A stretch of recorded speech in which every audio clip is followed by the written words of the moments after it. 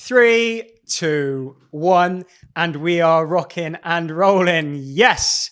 Welcome back to the channel. I am joined today. I got a big smile on my face because it's just really nice to have this beautiful man sat here in front of me. I am joined here today by Damian Dunne, professional wrestler of how many years? I would say from when I started training, 16 years, wrestling 15.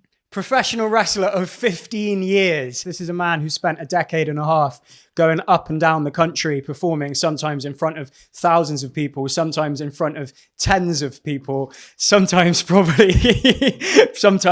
not even tens of people. But yeah, he's the absolute man. I've known him for a long time, and it's a real pleasure to be sat here today with former Attack Pro Wrestling champion, former Southside Speaking champion. He is none other than Damian Dunne. You're right, Seb. How you doing, mate? How was that for an intro, mate? Yeah, it was pretty good, man. Yeah. It felt kind of funny giving you a proper intro because I'm used to speaking to like people I've never met before, like authors and historians and political commentators. Yeah, you have to kind of hype them up. And I was seriously considering just starting this conversation with, "Yes, Damian, how's it going?" just skipping the. But yeah. Skip the spiel, go straight to the pleasantries, man. It's really nice to be talking to you, mate. And you? Do you know what? It actually makes me feel quite nostalgic, even sitting here having a conversation. It makes me think of just like wrestling and the period of time that I spent in wrestling in my life, and what a joy and a pleasure that period of time was. So the first thing I want to ask you, mate, basically, like, how do you describe pro wrestling to people that don't know what it is? When someone says to you, "Oh, you're a wrestler, aren't you?" Because I think every wrestler, and actually, to be honest, every wrestling fan as well, has that experience of having to explain that they're a wrestler, or having to explain why they like wrestling. Like, so let's say I'm just a random person sat in the pub talking to you, and I'm asking you about it. Like, what do you say? Like, what the hell is pro wrestling? So yeah, it's obviously a conversation I've probably had to have quite a few times. Like away from wrestling, obviously working in offices, I'm forever getting asked questions about pro wrestling and what it is and stuff like that. Because obviously everyone watches it on TV at some point or another in their life. I always tend to use either like violent ballet, or I'll go to like a soap opera with lycra, or a soap opera in spandex. Because I mean that's essentially what it is. Obviously there's the sport element of the actual, wrestling. There's certain abilities that you need to have for that. And then there's the acting side of it, which is obviously one of the main things that sort of got me into it in the first place. But I think I'll go with like soap opera with spandex. I think that's kind of the best way to sort of put it across, I suppose. Violent ballet, I quite like that as well. I've never used that term myself. Violent ballet. No, it's a funny one, wrestling. There's literally nothing else like it. And no. I just have days where I just think that, like, what the hell is this? I might come across it on TV and I'm just like, what the hell is this? And it kind of has a double what the hell for me, because first of all, it's just like, what the hell is this? And then second of all, it's like, what the hell is this that I was obsessed about when I was 3 years old, that I was obsessed about when I was 10 years old, and when I was 12 years old? I bought a video camera, and for 2 years, me and all my friends were like setting boxes and tables on fire and like throwing each other through them. And then I actually started doing it for real. And suddenly it's like I was 26 years old when I stopped wrestling. And it's like, what the hell is this weird thing that I've been fixated with for like literally my entire life? Like, when did you, like, what was the story for you? Like, what's your earliest memory watching wrestling? Like, when did it all begin? I feel like my earliest memory was like me and my brother used to watch it with my dad. And I think I can only really remember, and I guess it's because he stood out really, was Sting with his really colourful face paint. And I think that they used to have that wrestling on like Channel 4 or something back when I was a kid.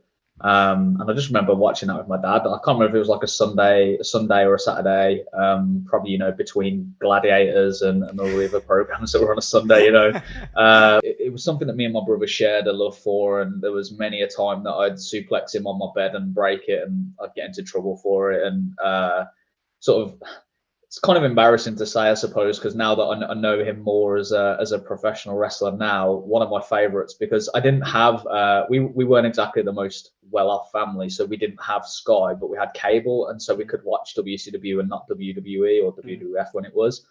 And my favorite was Bill Goldberg, just because, I mean, the guy was obviously pushed as like undefeated, winning streak of God knows how many matches, and he was just my favorite. And I just remember my brother's favorite was like Kevin Nash, and I'm pretty sure Kevin Nash like defeated him and like ended his streak. And I think me and my brother had a massive falling out because of that. But yeah, no, like growing up, Goldberg was my favorite for a long time, and I think I like to say that me using the spear was probably like because of Edge, but I think deep down it's because I used to love Bill Goldberg. So yeah. At what point did you make that transition? Because I remember when I was about 17, I went to a wrestling event in Weston-super-Mare. It was CSF wrestling. You obviously know the Natty's events, and the main event had Dave Mercy, who's obviously Dave Ewell. Like, and I remember it really clearly because it was, I suppose, such a like turning point in my life. I was at this wrestling show in Weston. I just went and watched it with my mate for a laugh, and I remember seeing Dave Mercy won the CSF All Nations Championship, and he's like standing on the middle rope and everyone was going wild. And I spoke to him afterwards and he suggested I come along and do some training. And like, I had some pretty crazy teenage years. I was up to all sorts of mischief in Bristol, and yet still I thought I was all cool and streetwise. And yet still I marked out so hard at being kind of invited to train and like talking to him backstage. And it was just like, oh my God, it was like, because you grow up, don't you, watching wrestling documentaries and reading the autobiographies, and you kind of buy into the glamour of like the shit venues and the road trips. And it's like, the whole thing just like intoxicated me. But then when I met you guys a few years later, you, Pete, Mark, Gav, Hitch, and everyone, like, I swear you'd all been wrestling since you were like 12 or something. And I was like, well, I'm years behind. Like, when did training begin for you? Like, when did you start making that transition from like just like a young kid loving wrestling to someone actually getting stuck in?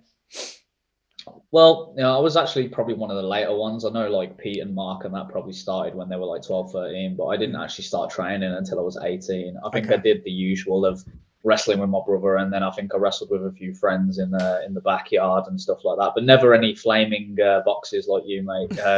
Pretty tame stuff, to be honest. But I had a friend in secondary school called Terry. I don't know if you ever met him because he was a wrestler for a while. Golden Boy Terry Seddon. Yeah, mate, I had a match with Terry Seddon, man. We we set the venue on fire, me and Terry Seddon. What was it? Was it NLW? Was that a thing? Was it Next Level Wrestling? Yeah. That was Corey Wondem, wasn't it? I think so, yeah. Or was it New Scene Wrestling? There was another one. There was so many promotions in the Midlands. Like, what was it? Yeah, it was proper shit. But yeah, anyway, carry on.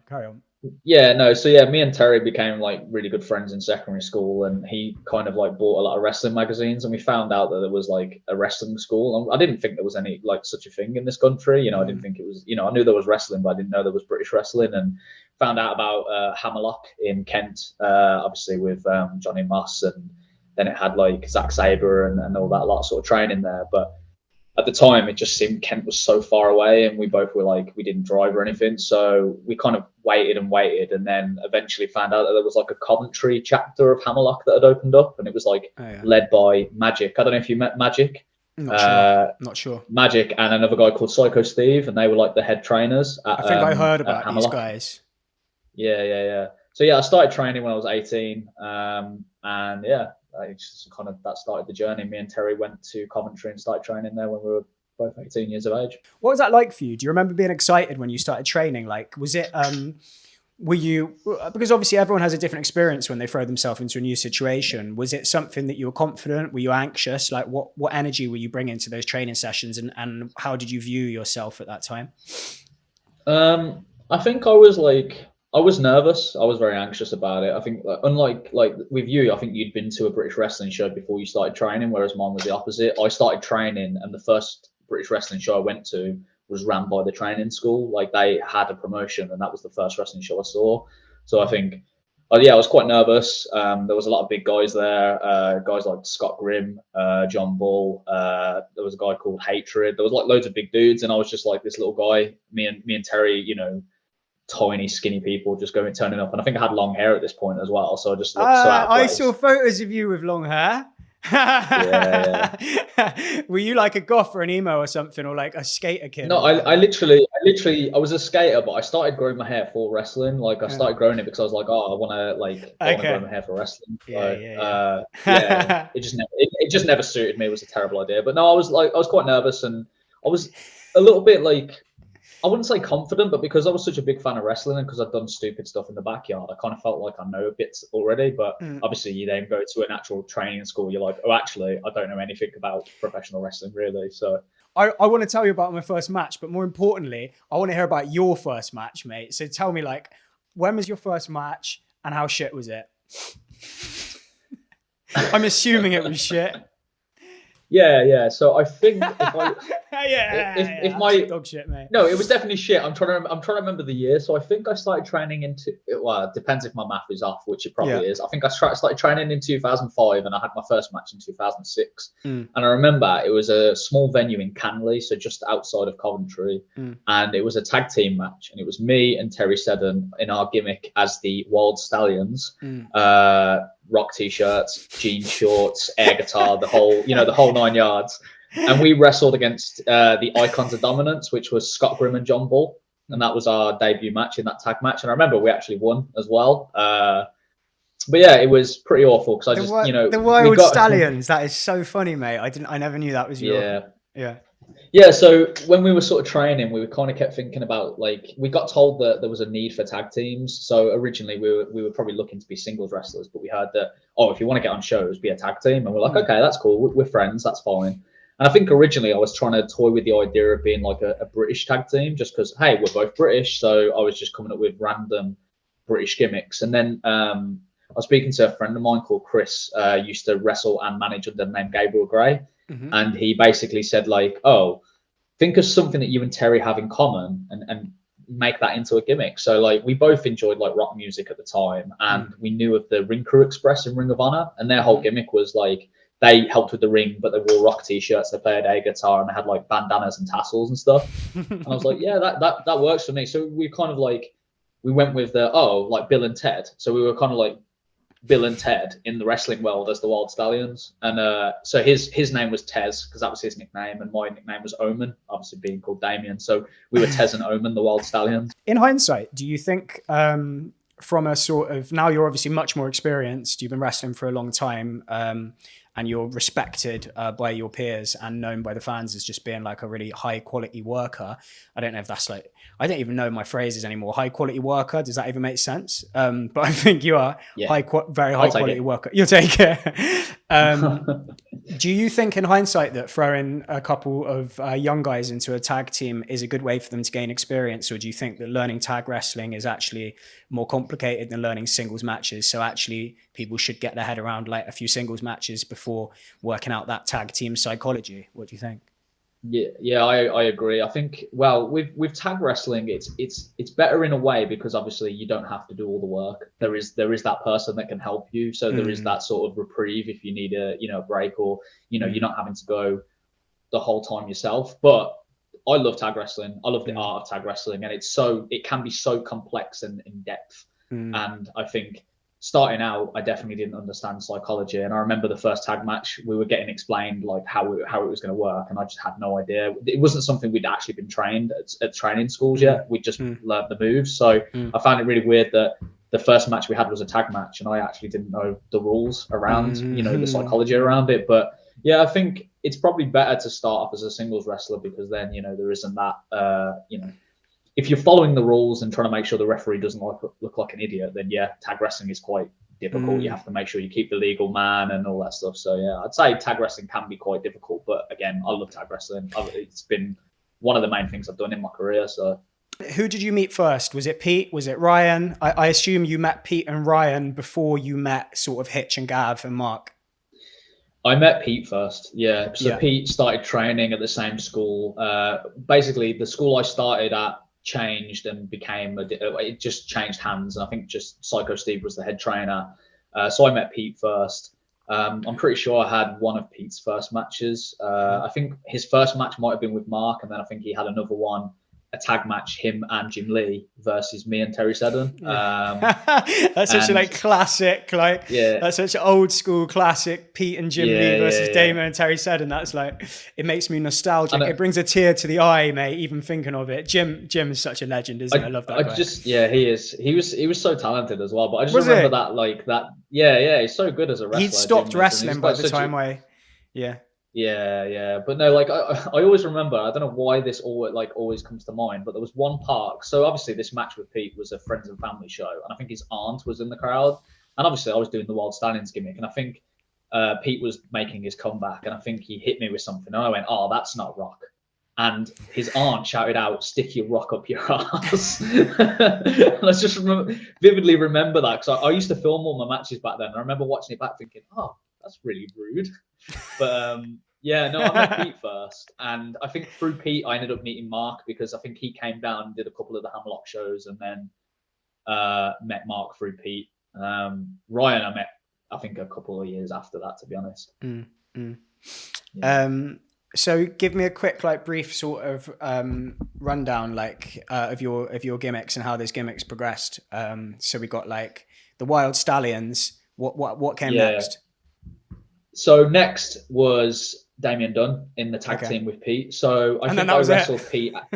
Yeah, that was no. So I wrestled Pete in a singles match, and then we like randomly got thrown together in a tag match straight after that. And we realized that actually we had like quite a lot of chemistry, because we used to meet up, because Pete used to box. I don't know if you ever knew that, but Pete used to actually box. Yeah, he used to do boxing training, and so we used to go down to this boxing training place and just do like extra training sessions and like film music videos and stuff for like wrestling, which was horrible because a boxing ring is solid. And Pete would take those stupid bumps back then, and I'm like, "You're an idiot, man."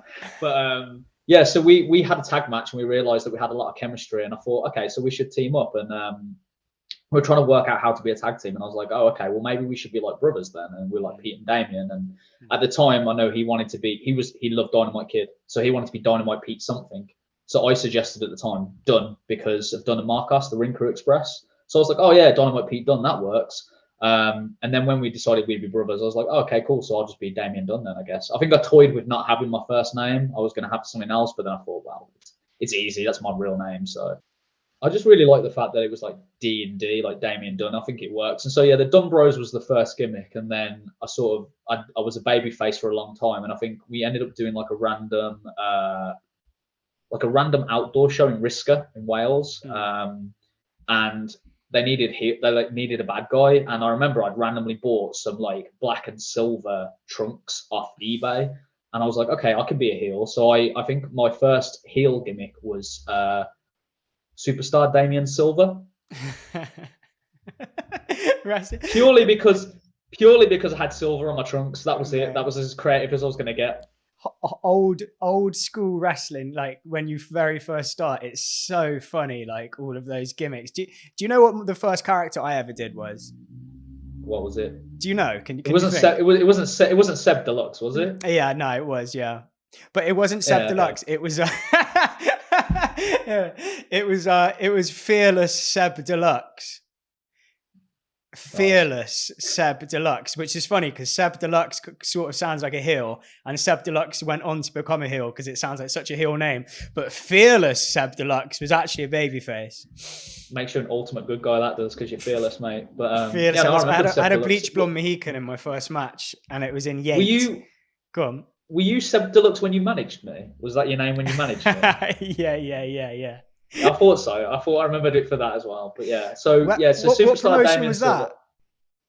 That? Sorry, I'm trying not to get distracted. I'm just cracking up. What promotion was it? I think it was Attack. No. Oh, was it? It was one of those early ones in the Midlands. Yeah, the really early ones that we like. Right. There was one in like Castle Brom, and then there was one that was cancelled, and then there was that one in Smithswood. Mate, look, let's talk about that quickly, and we'll go back in time back to Superstar. What was it? Superstar Damian? What was it? Superstar Damian Silver. Superstar Damian Silver. Let's talk about that event quickly though, because that cracks me up, and I need you to. Memorable, isn't it? I need you to remind me exactly. Do you remember the details of what happened? Yeah, I remember it. Okay. How could I forget? How could I forget? For myself and everyone listening, let's talk me through that, because my memory of it is somewhat hazy.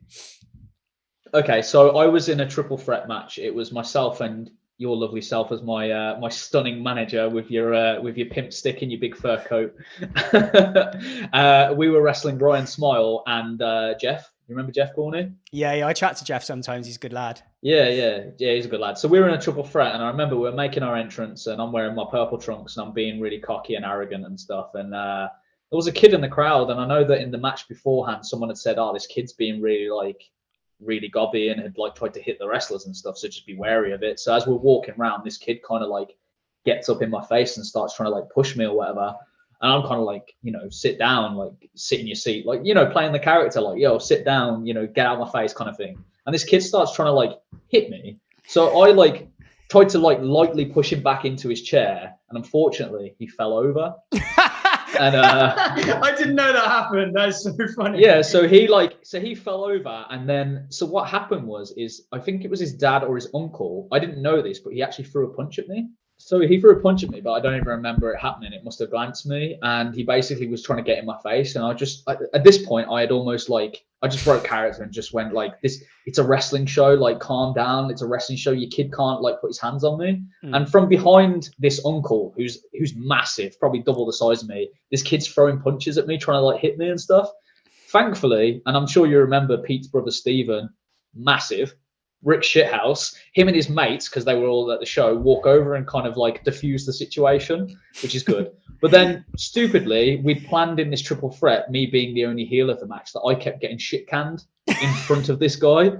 So every time I got shit canned, I just ended up in front of this guy, who then stood up and got in my face again. And I kept having to say to him, "It's a show. It's just a show. Get out my face." And I'm trying to remember, right? I think that I might have been aggravating the situation somewhat. You were definitely agonizing him from the outside. I think I remember just really playing the character and really, really winding him up, thinking I was Jerry Lawler back in Memphis or something, and everyone, because it's you've got to make the most of it. When you come across some fans that actually think it's real, it's just come on then. Do you know what I mean? Yeah. Let's wind these idiots up. Yeah, it definitely escalated. So the worst thing is, as well, as I won the match. So just to add insult to injury, I won the match. So this guy was furious, and apparently, after that, he was at the back talking to someone, complaining, and I think they were trying to offer free merch to try to calm the situation. And he decided instead to call the police. Yeah. So at the end of the show, I came out because it was Pete versus Zack Sabre Jr. in the main event, and I came out and helped, managed him in that match. And then afterwards, the police turned up, and they were "We're looking for Damian Dunne." I was "Oh God!" I remember now. I remember chatting to the police outside and going and trying to explain to them exactly what was going down. Mate, it's so funny because I was smoking so much weed at that period of time for quite a few years that that event probably took place, and I probably went home and didn't actually think about it in detail again until right now. But I remember it all now. I remember winding him up as much as I possibly could, and and then chatting to the police afterwards. But then there's another part of this story which I was your manager as Seb Deluxe on that show, but then I worked a match as Kid Lycos. Yeah, I remember, yeah. And Lycos was obviously over with the kids and over with that family, but they didn't realize I was the same person. So I went out to the crowd afterwards and was signing autographs for them and listening and consoling them while they complained to me about the behavior of me and you. And I had a mask on and they didn't know it was me. That was really funny as well.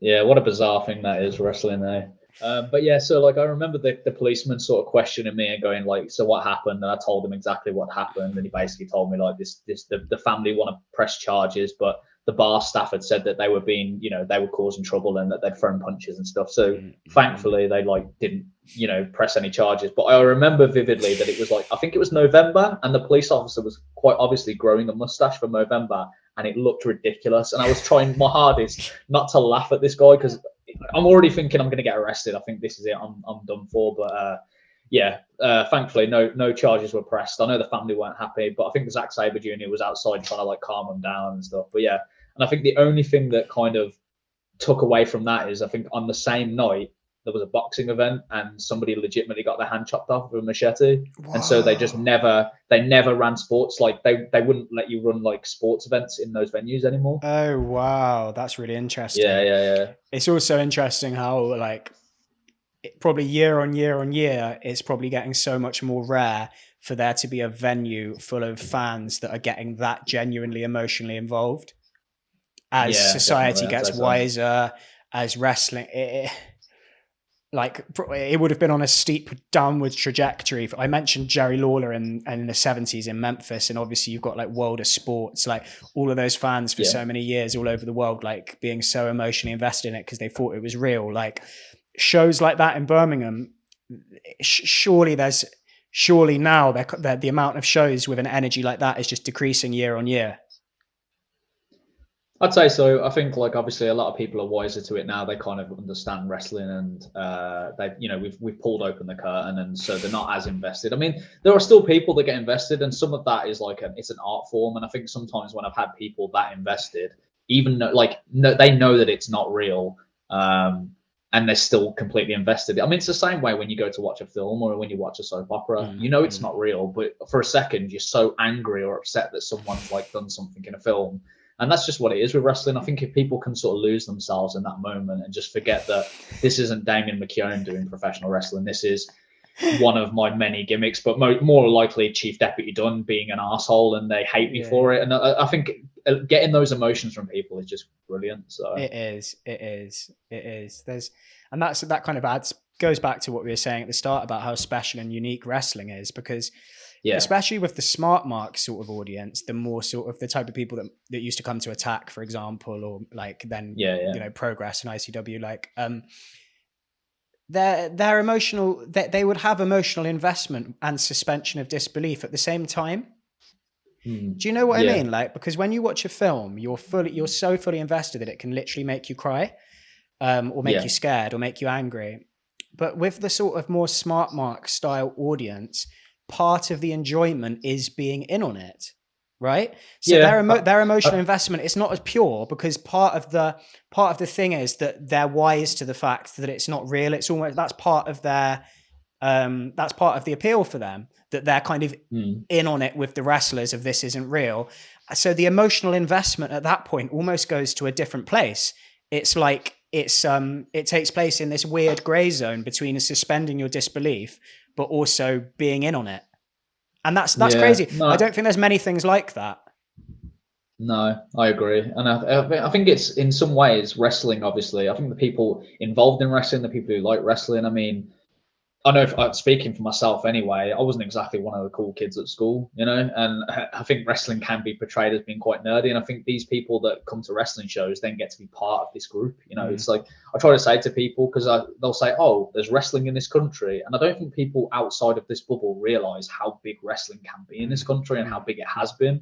And I always say to people, if you were in there and you went to shows, you'd understand how far this reaches. And I think wrestling fans like being part of this big community of British independent wrestling, where they come to all the shows and they know all the characters and they buy all the merch and stuff like that. So they might know that it's not exactly real, but they still are able to suspend that disbelief anyway. So many people would love wrestling. When there was that British wrestling boom, like so many people would love it if they went to shows. Like the popularity of wrestling during that boom was huge. And yet it could have been 10 times bigger. It's because it's so niche and people don't know about it. Like when friends of mine that came to Attack shows who were not remotely interested in wrestling, who only came to Trinity Center because I was there, like they rated it afterwards. It wasn't a sympathy thing. It wasn't like they came along and they saw some sort of like hokey sort of all-star wrestling show, like boo, yay, like pantomime. Like the type of wrestling that Attack, and then I guess other promotions such as like Progress or ICW, whatever, the type of wrestling that was being offered there, it's like you couldn't really go along and not appreciate it. It was like people would go there and it would convert cynics, Yeah. Because a lot of my Yeah, I friends were agree. cynics, you know?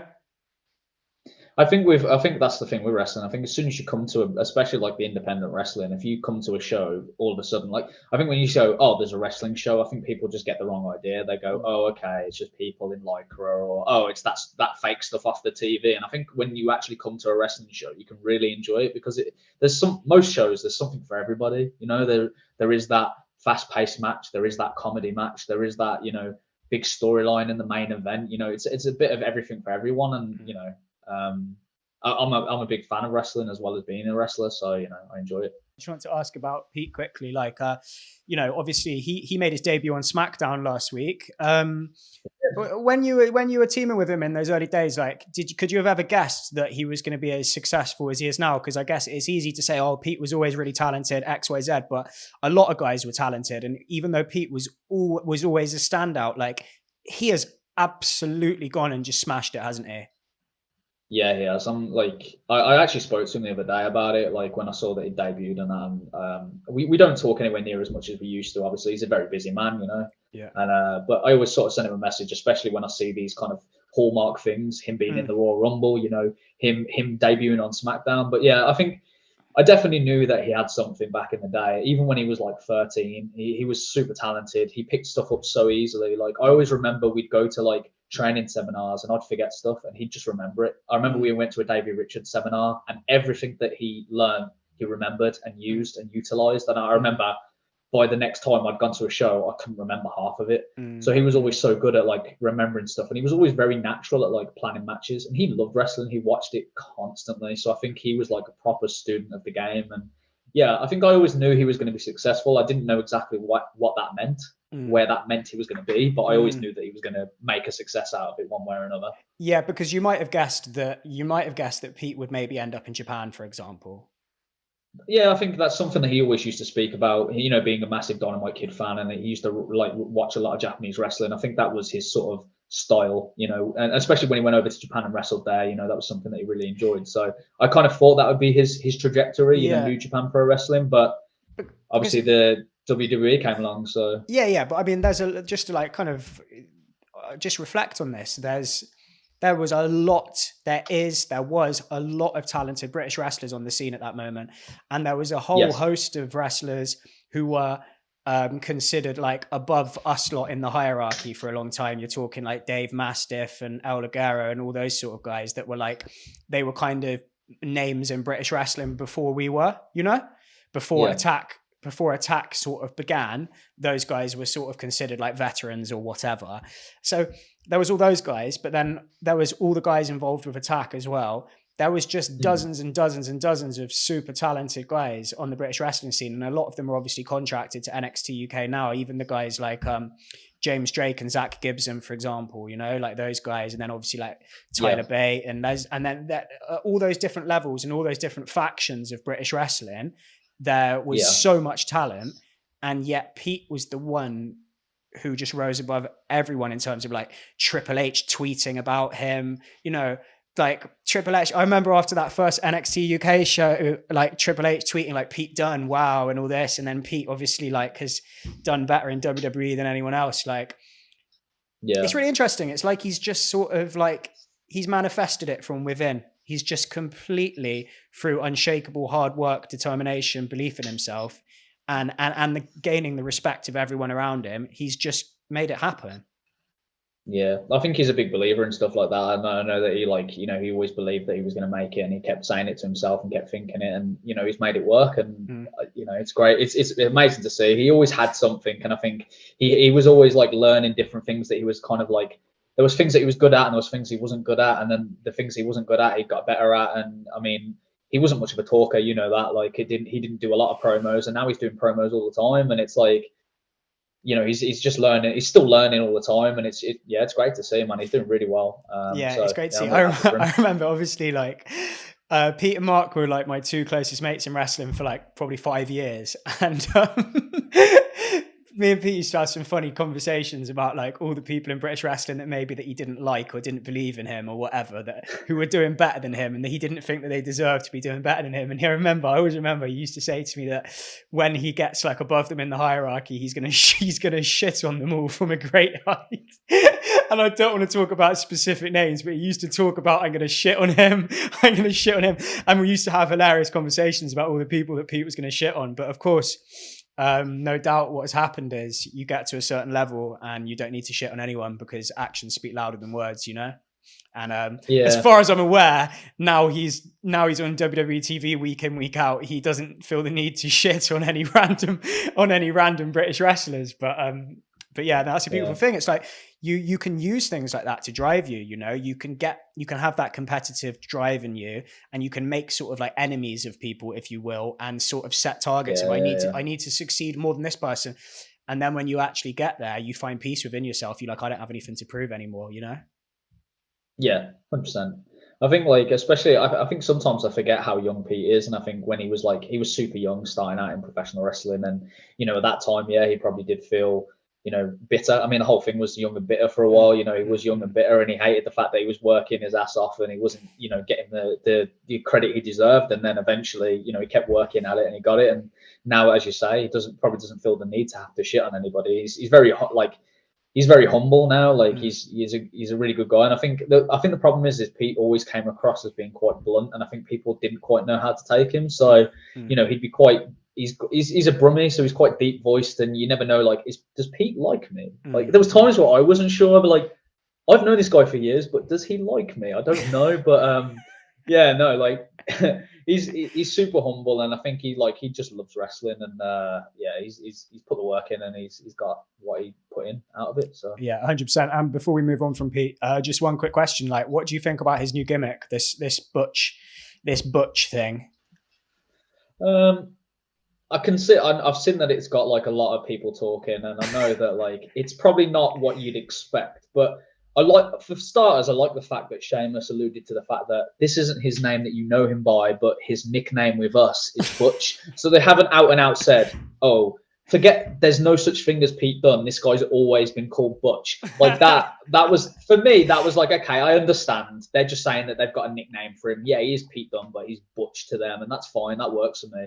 And I mean, you see with everybody, like everyone always kicks off and doesn't like certain names like Dewdrop and stuff like that. But then before you know it, Dewdrop was bloody in the Elimination Chamber at, you know, Saudi Arabia, and she's doing like main events and wrestling big matches and stuff. And you forget about the fact that you thought Dewdrop was a silly name. So I think in time, people will forget, yeah, Butch might not necessarily be the best name going, but you still know it's Pete Dunne. His nickname's Butch, and it's Fight Night, so you know it's all it'll be good. You know, I haven't spoke to him in about a year or so. It would be good to talk to him soon, because I'd be interested to know what he thinks about it. Because if you think about it, when people get to that stage of their wrestling career, they often take on two different mindsets. There's it doesn't matter. I don't care what my name is. I don't care if I win or lose. This is all a work. This is all a job. I'm not a mark for myself. And I just do. I'm just getting paid, and this is what I do. But then also, there's the people that are the kind of the opposite of that. That are like, no, I have a very specific idea about my creative direction. I'm very ambitious in wrestling. I don't want to be given a name that I don't like. And obviously, it was that drive, that determination, that clarity about who he is that got Pete to WWE. So I'd be interested to know now whether he's swerved onto like, oh, I'm just a professional, I don't care what I'm called, or whether or not in his head he's like, fucking Butch. Butch? I'm not sure about Butch, you know? It'd be interesting to get to the bottom of that. But anyway, moving on from Pete, Ryan.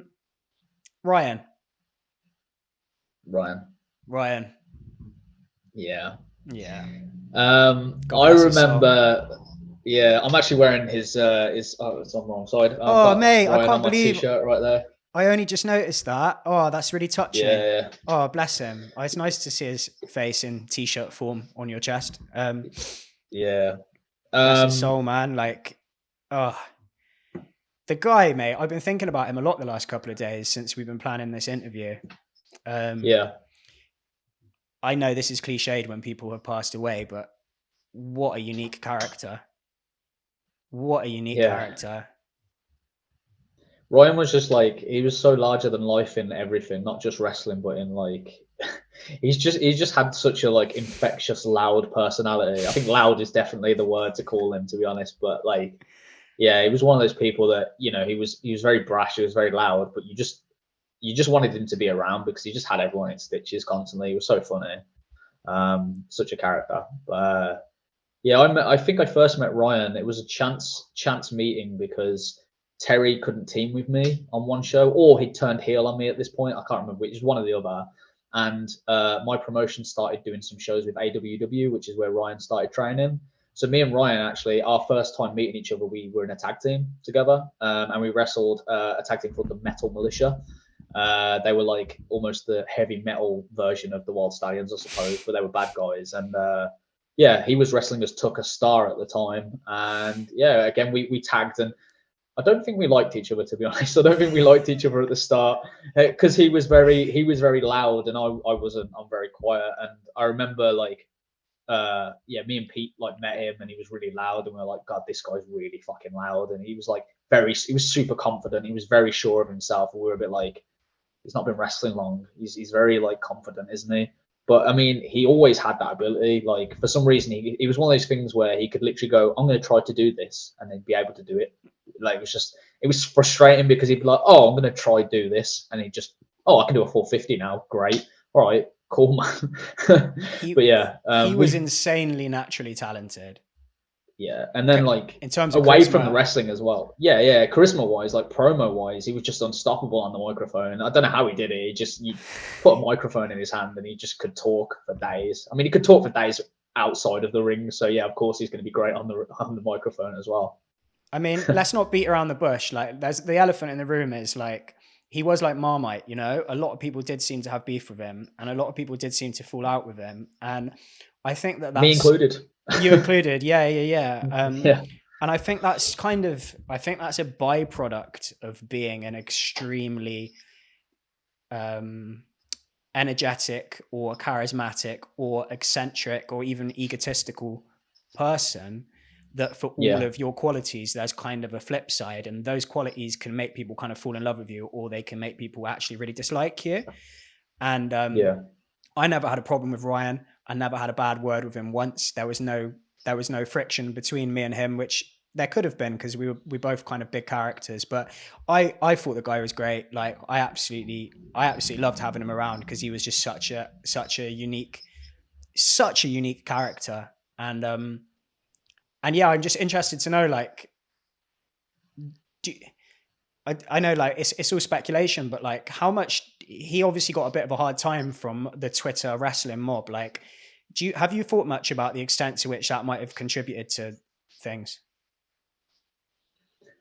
It's probably not something I like to sort of ponder on too much, just because it's obviously a really horrible sort of subject. I know that Ryan had his problems anyway. I think he had his own. There was a long time where Ryan wasn't happy, and I think that was away from wrestling in the first place. But I do think that professional wrestling, it can be quite draining. And I know that he put a lot of the thing is Ryan was super passionate about wrestling, and I think the wrestling promotions he tried to run, he used to throw himself headfirst into it, and then sometimes it wouldn't work because he just wanted the best shows. Like Lucha Forever, I remember he obviously spent a ridiculous amount of money just to get a really nice canvas, and then he went out and got like a special canvas when Pete wrestled Marufuji, sorry. So Pete wrestled Marufuji, and he went out and spent a ridiculous amount of money for a canvas that he used once just for that show, and he always wanted his shows to look professional, but at his own sort of expense, he then was losing money, unfortunately, because he wanted everyone to be like his friend, so he'd book everybody, and he'd put so much effort into running these shows. And I think then obviously when shows started to get cancelled, people didn't like it, and I guess he did take a lot of flack for that. I mean, it's not nice. It's not fair, really. But I mean, I get it. Like, it's frustrating, you lose a ticket, you don't get to go to a wrestling show, but I think sometimes it's much more than that. Yeah. There's always a person behind these complaints and behind these criticisms. There's always a human being, isn't there?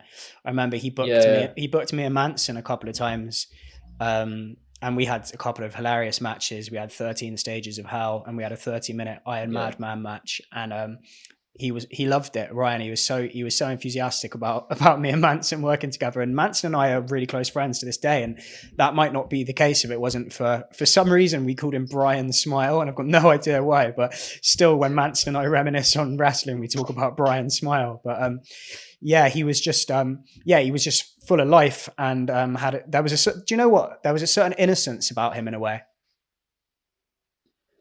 Yeah, I think I don't know enough about his early life, but I know that he kind of ventured out on his own quite young. Like I think he was very independent at a young age, and I think in that sense he was very innocent. I think he'd kind of grew up too fast. I think I remember when I met him, he was already like a manager in a restaurant, and it's like he was still really young, and I was like, bloody hell, like you must have started that real early. So I think at a young age he was out on his own, and he still had that innocence about him. But it was just hilarious. It was just so funny to be around. And I remember like we became much closer when Pete went away to, I think it was when he went to Japan, because Pete and Ryan became the best of friends. And then when Pete went to Japan, me and Ryan became like best of friends, worst of enemies at times, because we'd always fall out, but we'd always end up coming back together. And we tagged for like loads of times, and then we'd fall out, and then we'd still put on wrestling shows together and still have like the best matches. Because again, I had like amazing chemistry with Pete, and for the most part I had the same with Ryan. Like we had great chemistry as a tag team. I just wish we didn't keep bloody falling out. it would have made life a lot easier. So yeah, you and Ryan had a little bit of a married couple relationship, did you? Yeah, we bickered a lot. I don't know why. We just, I don't know. He was such a big character, and I think, we'd bicker about. Sometimes just planning matches together would just be an argument, but like I say, we'd bicker all the time, and we'd fall out. And I remember one time, especially, it's like a funny memory now, but like at the time, it wasn't. Me and Ryan had like a fight of sorts outside of a venue in Sheffield for Southside Wrestling.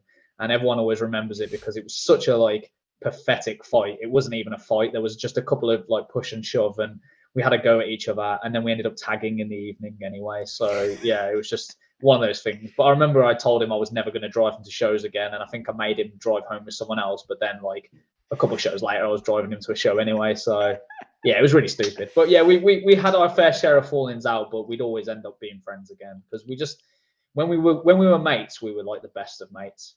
It was great. He'd always tried to like pitch gimmicks to me, but he was clearly just taking the piss. Like, and he said, "Oh, on the way, I think it was on the way to an attack show at Kate's, and I think he was like, look, I've got it. I've got your new entrance music for you." He plays the Eugene theme, so obviously it's like ding, ding, ding, ding, ding, and I'm like, "Shut up, man! I don't want it." And I'm driving at this point, so I'm like, "Lads, shut up! I don't want to use that. I'm not using it. Whatever." They're joking, but I just always fell for it. Like I always got like drawn in, and he went, "Okay, fine, not that one, but how about this one?" And then he just play Eugene again. And I think pretty much for the whole 2-hour journey, he literally just kept putting the Eugene theme on. It was just a wind. He just wanted to wind me up, and he always did. And I think like one time he kept playing So Scandalous by Mystique as a joke, and then it ended up being our tag team name and also our tag team entrance music. So the joke was on him in the end. But he was always just Ryan was a wind-up merchant. He loved it. He loved getting like that reaction from people, and I just fell for it hook, line, and sinker every time. And I think that's probably why we got on so well, because he knew he could just wind me up, and then we'd laugh about it later. But at the time, I was fuming. If it came to driving, or if it came to just taking the piss out of my entrance music, or trying to get me to do certain things in wrestling, I wasn't a fan. But we always ended up like winding each other up with stuff like that. So it was good. How was the experience of getting over him for you? How is that going for you? How are you? Something that I wouldn't say that I've fully come to terms with now, to be honest. I think my Facebook memories constantly pop up, and I wrestled with him and against him so many times that every other day there's a match, a graphic, or there's something that, a show that he put me on, or the show that we were on together, or a memory will come to mind of like times we spent together. And it's just, it sucks because I just wish that we'd kind of had more time together. In the time that he'd been away from wrestling, we kind of drifted apart. I was with my ex-fiance at the time, and he had a child, and he was with Alice, and they got married, and we both seemed to be, happy and had our lives, sorted out finally, away from wrestling in a way. I just kind of like regret falling out with him so many times, and how much we bickered, because like I say, when we were mates, we were the best of mates, and we had like the same sense of humor, some stupid in jokes where we just say like "woi" and just random stuff like that. We just like make random noises and just have random phrases and talk like absolute shit together. The amount of wrestling shows, like hours and hours, we just talk nonsense. But yeah, it's difficult, man. I went to his funeral and that was a really hard day. I cried my eyes out. I think that was like the first time I'd been able to cry about it. I hadn't cried about it. I'd just been so sort of like numb to it until I went to the funeral, and then it felt real. Like it felt so real. I carried his coffin, and it was just, yeah, it was horrible. It was awful. Yeah. I don't think that you should feel remotely bad about bickering with him whatsoever, for a few reasons. First of all, because as we move through life and we have close friendships and relationships with people, we can't always behave like they're going to pass away tomorrow. Yeah. It would be easy to always pretend that someone's going to pass away tomorrow and always be nice to them and never fall out, but that's just not life. That's just not how it works.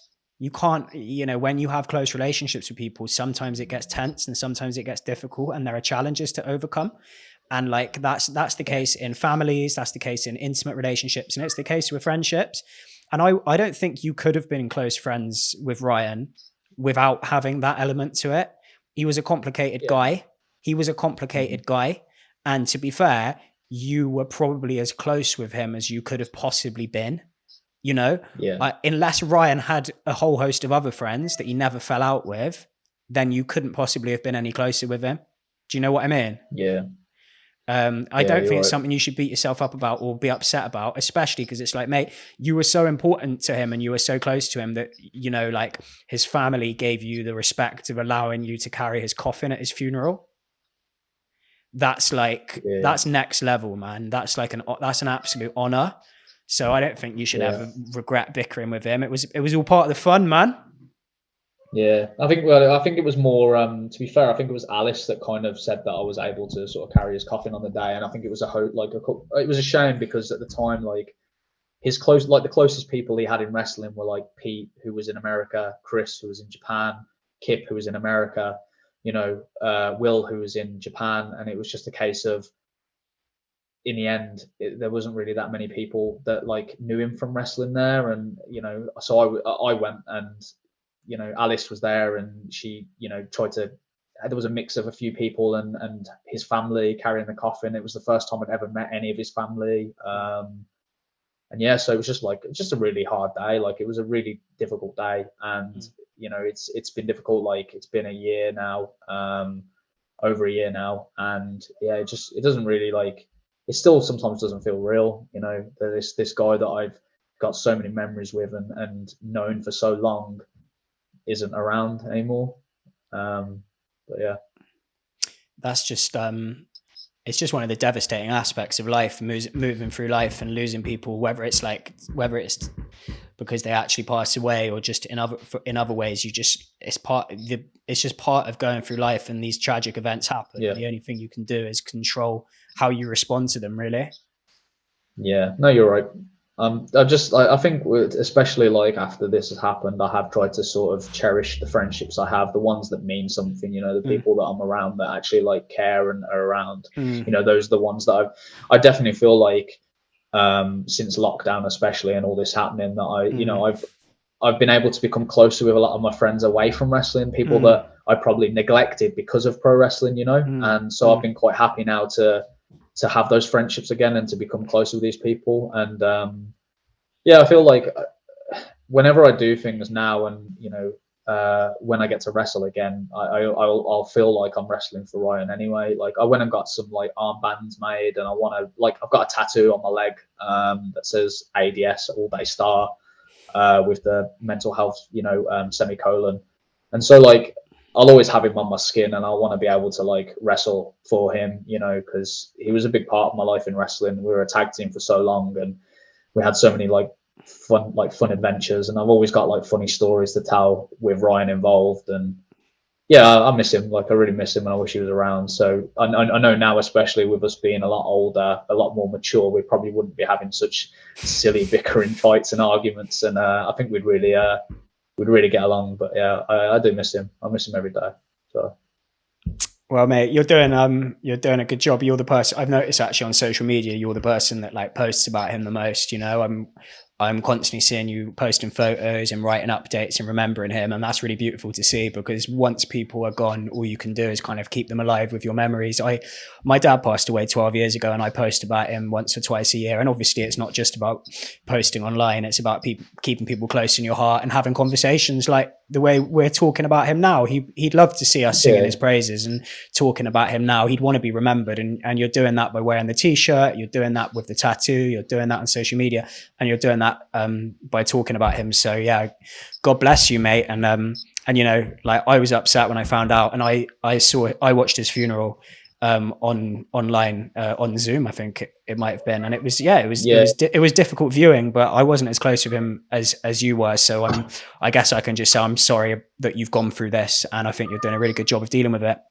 We got about 15 minutes left, mate. So I want to talk about a couple of things. First of all, I just want to fly through, just reminisce quickly on Attack Pro Wrestling and what that was like. How was it different from other promotions, and like, what did it mean to you? Because it was different from every other promotion, and it did have a special place in the hearts of everyone who worked there. So tell me a little bit about Attack and what that meant to you.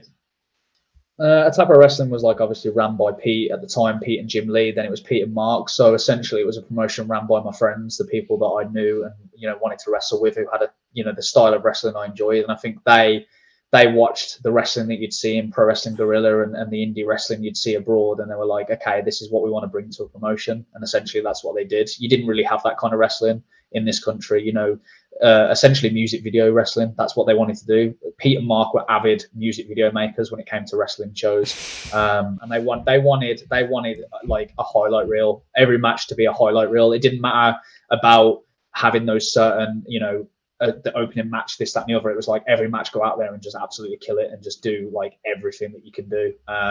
Those are the shows that you'd see all kinds of flips, and then eventually you'd see all the sort of characters and the jokes and the Fiend shows, Press Start and Goosebumps and things like that. These were all really exciting things that you didn't really see in British independent wrestling. And Attack was a sort of like, even though it was in Wales and then obviously Bristol and Cheltenham, it was my home promotion. It was my home promotion because it's where I felt like I gave my, like, even though it was my friends and they probably didn't expect as much from me because they're my mates. They wouldn't have minded if I just went out there and had an average match. To me, every match there was special, and I wanted to go out there and do my absolute best for my best friends. So I was, I had some of my best matches at Attack Pro Wrestling. Some great feud matches with yourself. I think that was like, at the beginning of Attack, like, that was like one of the main things with me, was like the feud with you, and just like, oh, here comes Christmas. It's another, Sebastian Radclaw versus Damian Dunne spectacular in Trinity Centre. So great memories of like the early times of feuding with you and that whole sort of, I feel like that really kind of pushed me in Attack. I think at the start I was just going to be another heel character there, and then I think like the feud with you really kind of pushed me to more of a, oh, okay, Damian could be like the main heel in this promotion, and that like helped a lot. So yeah, thanks for that, mate. And I really enjoyed those matches. You're putting me over, man. You're putting me over. Yeah. You're still a worker, mate.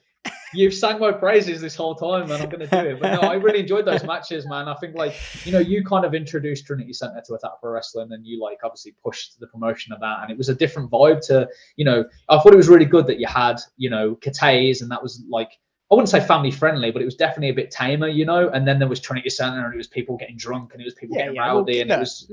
Kate's represented Mark Andrews' personality, and Trinity Centre represented my personality. I can definitely see that. Is that a compliment? Is it an insult? Is it a bit of both? I think it's a bit of both. But yeah, so like I really enjoyed like that feud starting out, and then I think from there it kind of like changed into, okay, we need to have more characters. And like I think Shakara was a big sort of like, oh, okay, Shakara has all these characters, and I think Attack needs to have more characters. And then lo and behold, the Anti-Fun Police, became a thing, and that's where I first did the gimmick. And for a long time I did it exclusively at Attack Pro Wrestling. It was me and Ryan as a tag team, and then that obviously blossomed into me doing Anti-Fun Police all over the country with a plethora of tag team partners. But yeah, Attack Pro Wrestling was really special for that. Like I'd have some of my best matches there. I'd always give 110% there. and generally, I was just, the roster was always my friends. Only towards the end were the people outside. It was generally the same people, show in, show out, and we'd have those Christmas meals together. And we'd have those nights out. The attack, like the mistletoe weekenders, they were always so much fun. Like that's what I wanted about wrestling. I wanted those tours. Like, okay, we do a show, we go out, we have a meal, we go to, we go on a night out, we get up, we go to another show. Like that was what I wanted to be, like a traveling wrestler. And I think the mistletoe weekenders was my first real taste of that. So I enjoyed that. Go on. No, I was going to say, I think Attack was like the first place really as well that gave me like the main championship. Like I was the Attack Pro Wrestling champion a couple of times. And I think that was the one place that kind of had that faith in me to be, oh, you're not just a tag team wrestler, you can be a main eventer. And I think like, I really appreciated that. And again, I put all my effort into having those main event singles, championship matches just to, repay the fact that they had that faith in me. Yeah, well, I was actually really surprised to have main evented quite a few Attack shows myself, because in terms of sort of technical physical wrestling ability, I wasn't quite up to the same level as you guys. And that's why it was really kind of surprising and humbling. And I absolutely loved it for my character work to be so strong and for the gimmick to have got so over that, people like yourself and Gab and Pete and Hitch and Eddie and Mark, everyone kind of would get behind actually that I was main eventing, and it made sense for me to main event. And it, obviously it didn't last forever, but no one main evented forever. But I was like, it felt like I was given an opportunity to shine, like to just give, and I think everyone had that experience with Attack. They were given an opportunity to just shine, to prosper, to give what they had to give. And it's such happy memories for me. If it wasn't for Attack, my wrestling career wouldn't have been nearly as memorable or interesting. Attack, I was just given creative freedom to bring that Sebastian Radclaw character to the surface. And it was a beautiful time. It was a beautiful time.